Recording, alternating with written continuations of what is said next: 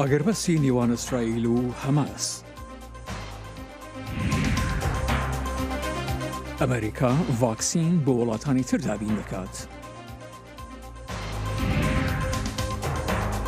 کاریگەرەکانی کۆرەنا و کارداریە بچووکەکان.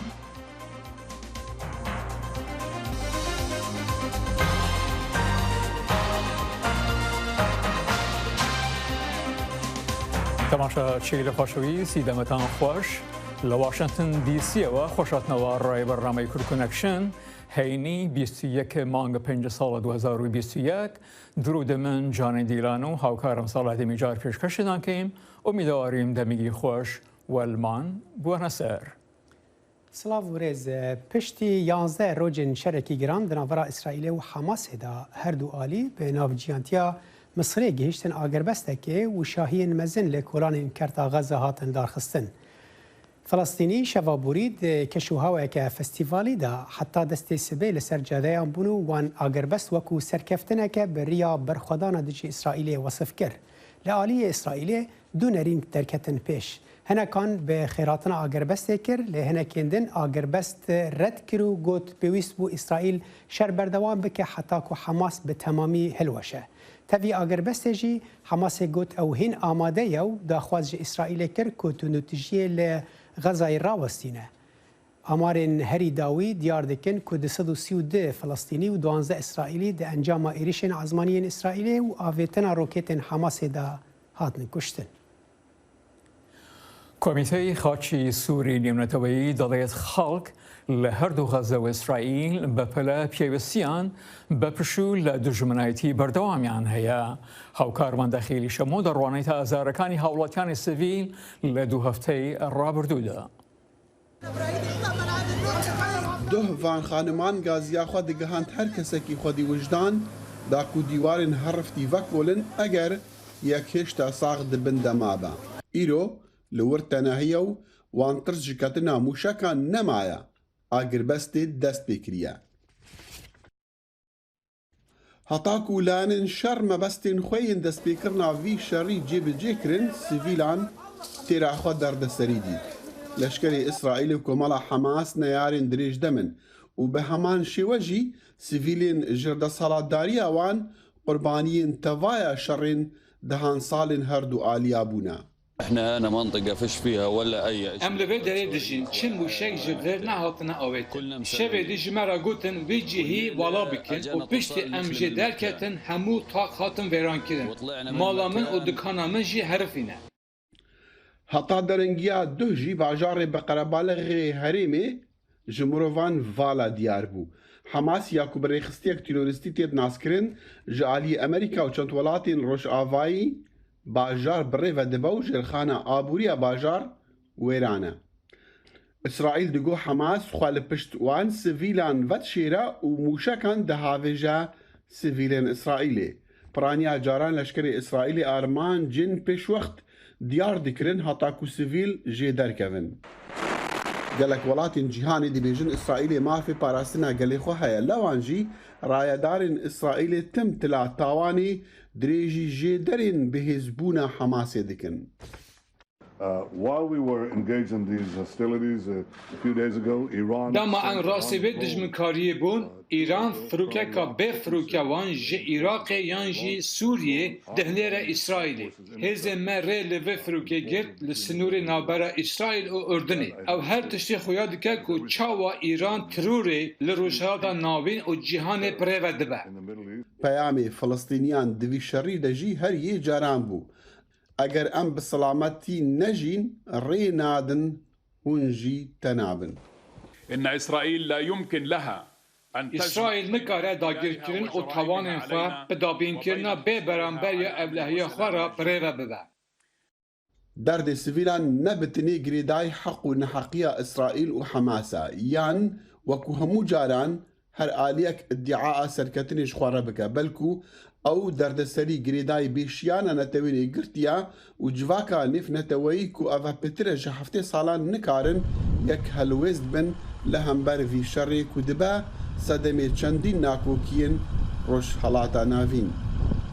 Di peyamê ragihandina Agiribestê de Serokê Emerîkî Joe Biden soza alîkariya avedankirina wêraniyê da bi mercekî Hemas nikare bi wan alîkariyan xwe bihêz bike.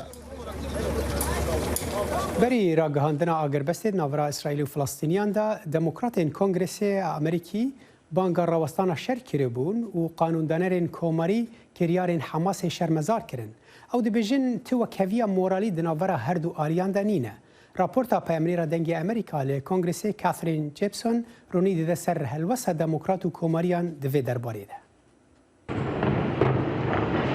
Berdewamiya tundutijiyê di navbera İsraîlê û Filistîniyan de bû sedema xwepêşandanan li pêş balîozxaneya İsraîlê li Washingtona paytext. Cihê ku vî şerî qanûndanerên Amerîkî dabeş kirine ji dema destpêkirina kiryarên dijminahî ve 11 rojan berî. Hemas rokêtan davêje İsraîlê wekû bersiva ku milîtan dibêjin binpêkirinên İsraîlên mafên mirovanin û İsraîl jî bi êrişên ezmanî li Xezayê bersivê dide.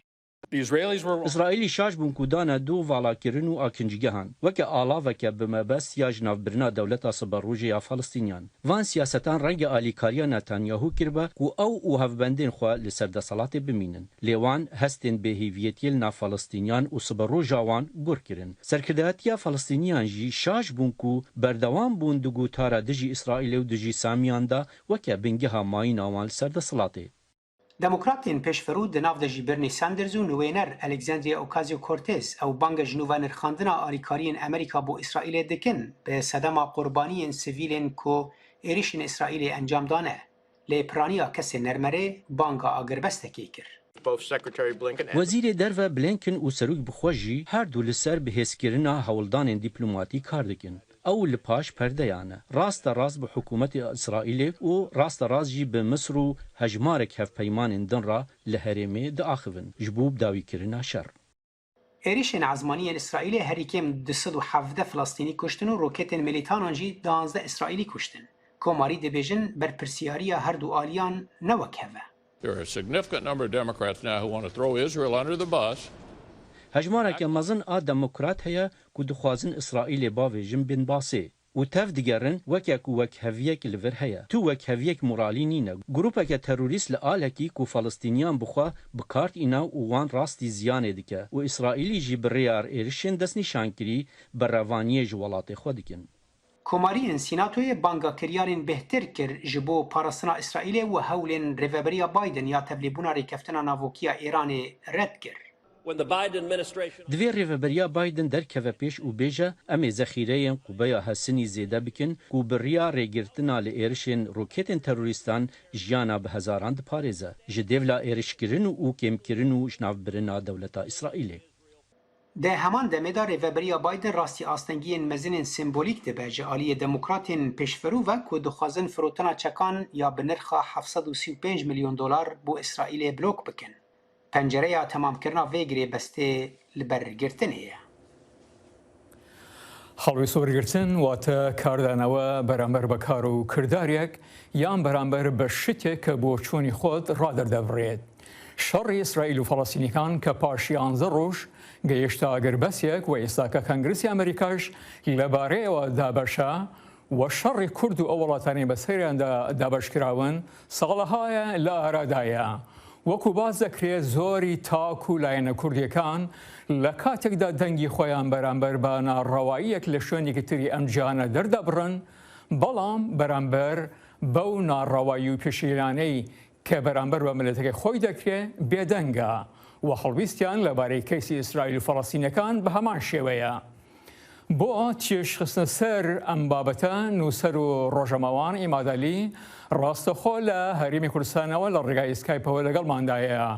کاگەمات خۆشاتن بۆ بەڕامی کورد کۆنەکشن مرۆڤ چۆن دەڕوانیتە هەر کەیسێک جا کێشەی کورد فەڵەستینیەکان یا هەر کەیسێکی تر بێت لە ڕوانگەی هاوسوزی و ڕەواییەوە ڕەوایی کەیسەکە یان لە ڕق و کێنەوە.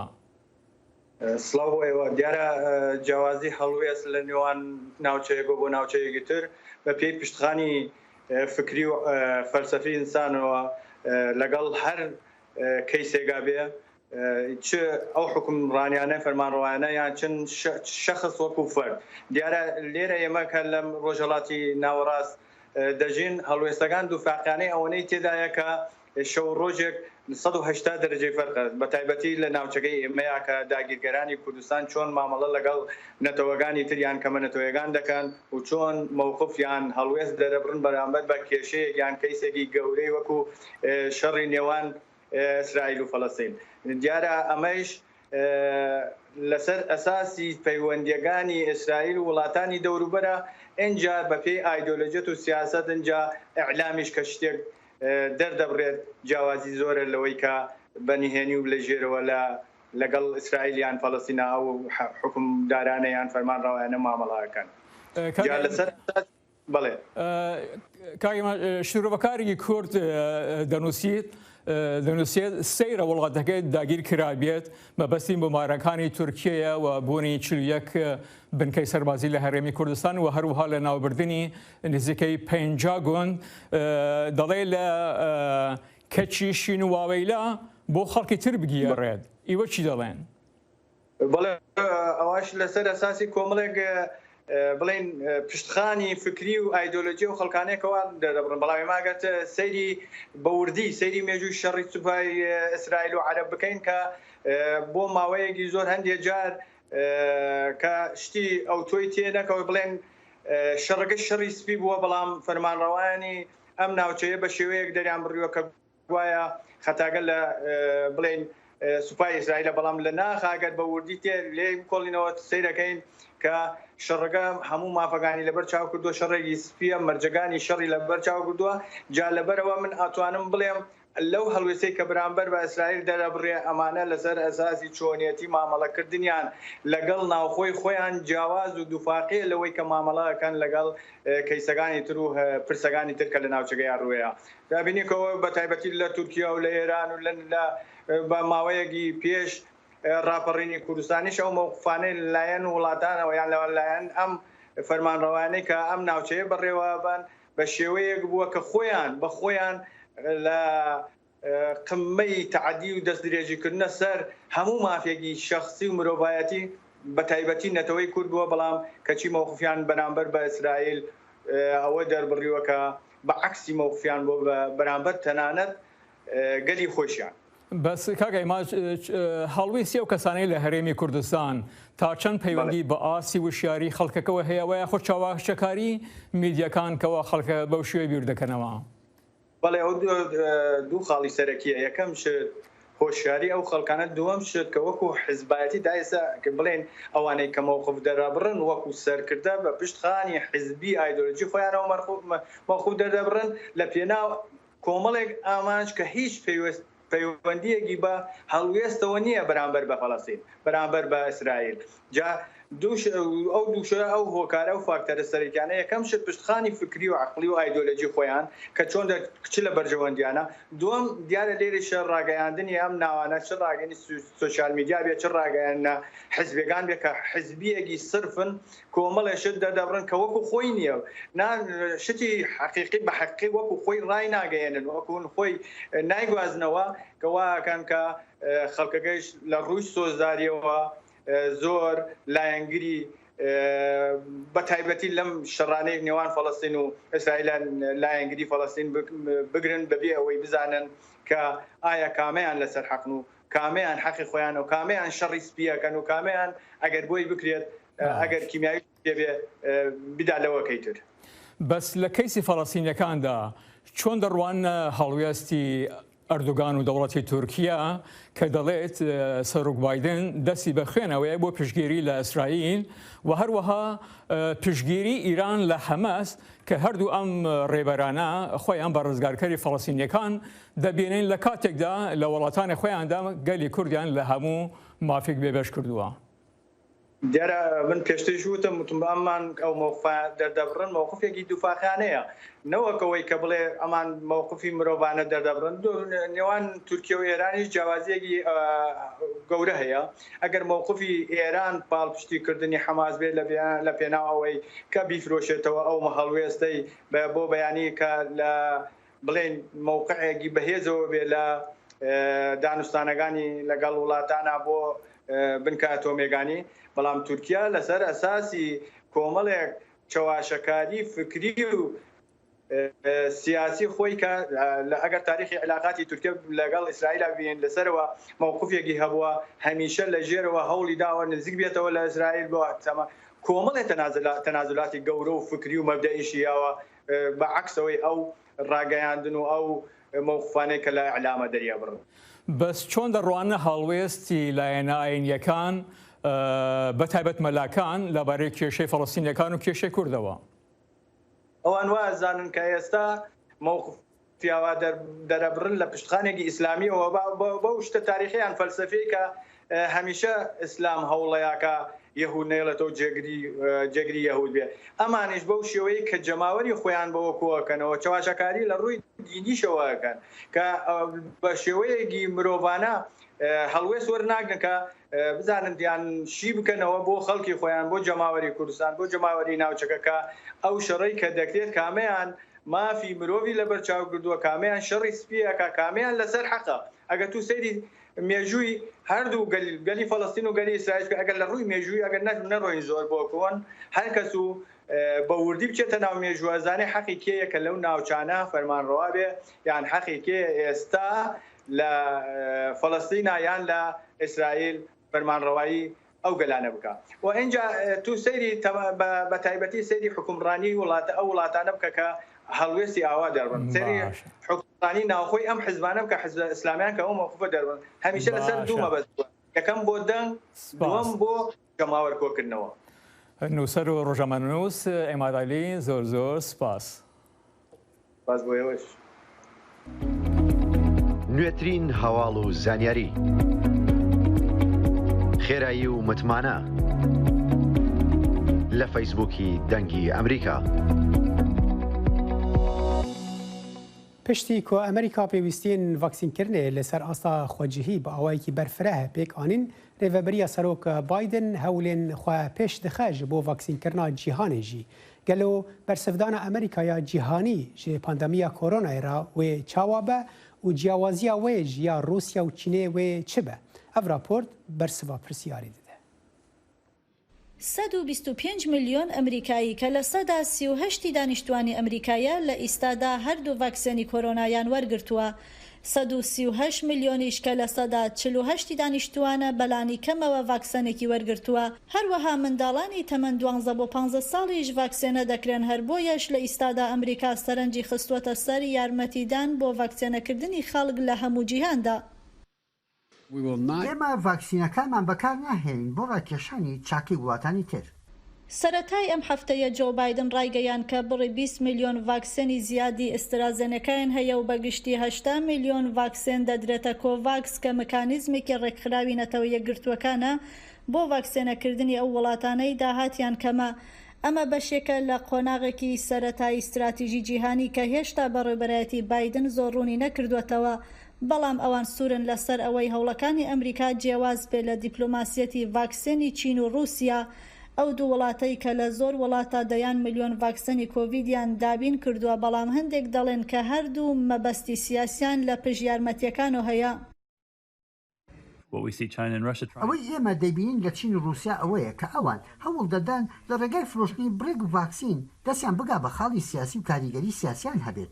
ئەوەی ئێمە دەمانەوێت ئەنجامی بدەین هەوڵێکی جەماوەریە بۆ کۆتایی هێنان بە پەتاکە و ڕێگەدانە بە بەرەو پێشچوونی ڕێبازی ئەمریکا کە هەوڵی بۆ دەدات.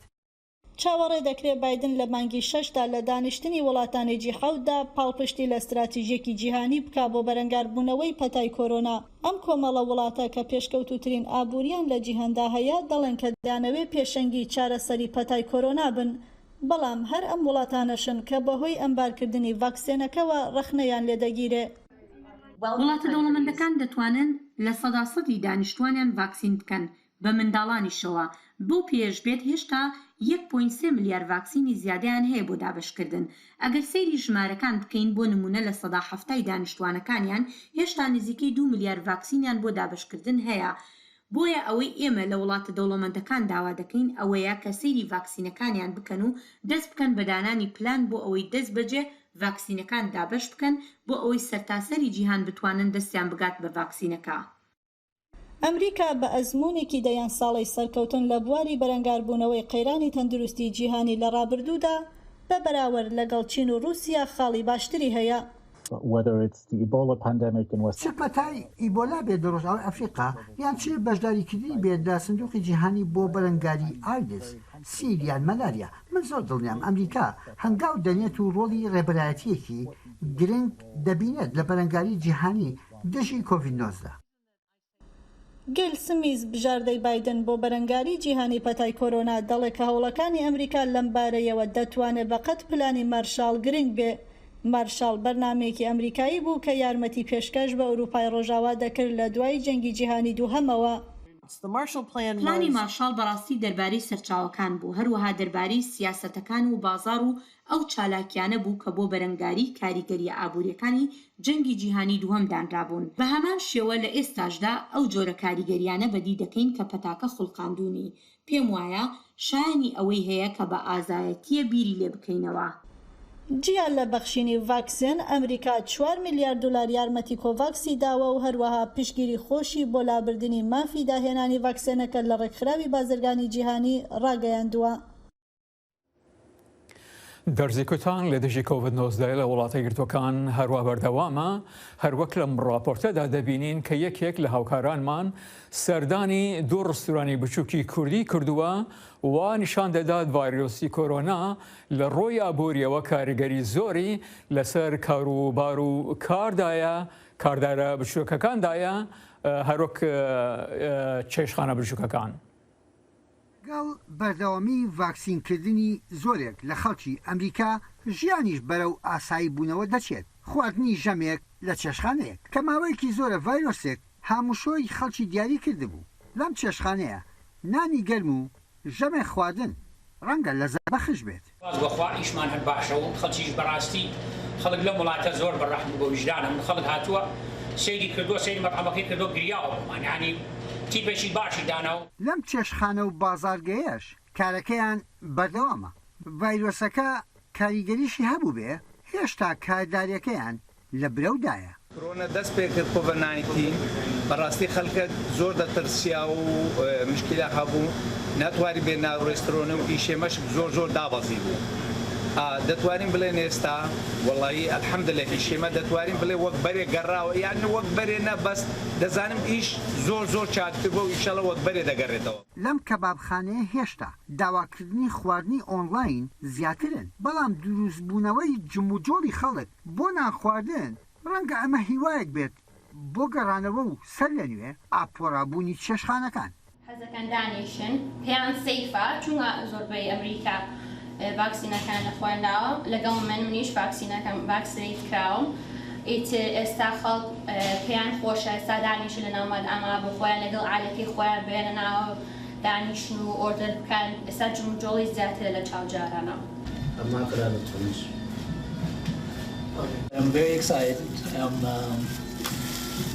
من زۆر خۆشحاڵم، یەکێکم لەوانەیە کە ڤاکسینەکەم لێدا و دڵم خۆشە کە هاتووم بۆ چێشخانە و دەرەوە. تام و لەزەتی ئەم شاورمانە کەم کەس توانیوێتی لە سەردەمی پەتاکەشدا پشتی تێ بکات، هەرچەندە هێشتا خەڵک بە سەفەری خواردن دەبنەوە. چەندگوێمە نەبەس بەطعەمە، نانی پێژین، گۆشتێ فرێشتینین، خواردن شەرە فرێشە لێرە بەربێکی عالەمە تێرە هەموو شت خۆت بەدن شتە حازر بەت جوازیە لێرە هدیه دیان چه بدن عالم هدیه دیان دخل بدن پشتی واکسین در کفاندی جموجۆڵ و ئاساییبوونەوەی ژیان دەشێ بەردەوامی بکێشێ کە هێشتا مرۆڤایەتی لەگەڵ پەتایەکدا لە زۆر ئەمبازیدایە. یەحیا بەرزنجی دەنگی ئەمریکا ویلایەتی ڤێرجینیا. رێخستنا خواردن و چاندریە یان نەتەوەی یەکگرتی ساڵا 2017 دا ڕۆژە 20 مەها گوڵانێ وەکو ڕۆژە جیهانیە پاراستنا مێشên هنگیv ڕاگەهاند بوو ji bo ku balê bişîne ser xwedîkirina mêşên hingîv û parastina wan. Di vê bûneyê de li navçeya Korobaşa ya bajarê Wanê pêşbirkeke pêşkêşkirina hingivê xwaristiyê Wanê hat eldarxistin. Pemnêrê dengê Amerîka li Wanê agahiyên bêhtir hene. Rêxistina xwarin û çandinê ya netewiyên yekbûyî ji 2017 vir ve ji bo ku bal bikişîne ser kêmbûna mêşên hingivîn 20 gulanê wek roja mêşên hingivînên cîhanê ragihandiye. Bi mebesta vê rojê yekbûyiya mêşvanên Wanê li taxa Qurûbaşa bajarokê Artemî tê pêşbirka dolkirina hingivîn pêkanîn da ku hingivê xwezayiyê xweşê Wanê bidin naskirin. Nêzî 20 ciwanên mêşvan ji bo destpêkirina pêşbirkê li serê girê Qurûbaşê berhev bûn. Piştî ku qotika hingîv jor da hat dolkirin, ciwanan jî dest bi bazê kirin û hewl dan ku qotika hingivîn bigirin. Di dema bazê da hin kes ketin lê dîsa jî dest ji pêşbirkê neberdan û hewl dan ku ser bikirin. Di dawiya pêşbirkê da ciwanê bi navê Nêçîrvan Mamedî serkeft û wek xelat nîvzêrek dest xist. Îro roja cîhanê ya hingivînê lêza me hebû. Zikê bîstiba bûn. Me xwe berdam dûra hatin dû qotikê re. Kefne pê me girt ez bûme yekemîn. Ez gelek kêfxweşim. Gelek spas dikim Xelîl abê. Serokê Yekbûyiya Mêşvanên Wanê Xelîl Tandoğan behsê taybetmendiya hingivê Wanê kir û got ku ew dixwazin bi van çalakiyan hingivê Wanê bidin naskirin. Hûn zanin hingivînê Wanê da em bêjin hingivê yekemî ne. Yani ji vê hingivînê çêtir hingivî çî ne bo çêçînîna zozanî me bilind in, cihê me bilind e. Yani ez ê bêjim he havîn hemû deran xilas bûye lê taze bihar dest pê diket. Aha wê şeklî hingivînê me rûmet û qîmet e yani. Tandoğan got ku ew dixwazin çalekiyên bi vê şeklî her sal bidin berdevam kirin. Me çavlên vê her sal berdevam bikim. Her sal vê mehêvê rojê em berdevam bikin. Hingivînê Wanê çawan îro millet dûra baz da. Millet dûra revî ço cî bigirî. Çawan mêş eşq û evînî çite çiçek û zozanan çolû çiyat gehrîtin. Me jî divê hingivînê Wanê wî şeklî bête heskirin lê bête gehriyan. Yani me divê hingivînê Wanê Tirkiyeyê de, Dunyayê de, Avrupayê de bête zanîn, bête naskirin, cemilek jî dûra bazîtin. Here Wanê bi jingeha xwe ya xweşik, nav û dengê û bi saya kulîlkên cûr be cûr hingivê baş derdikeve.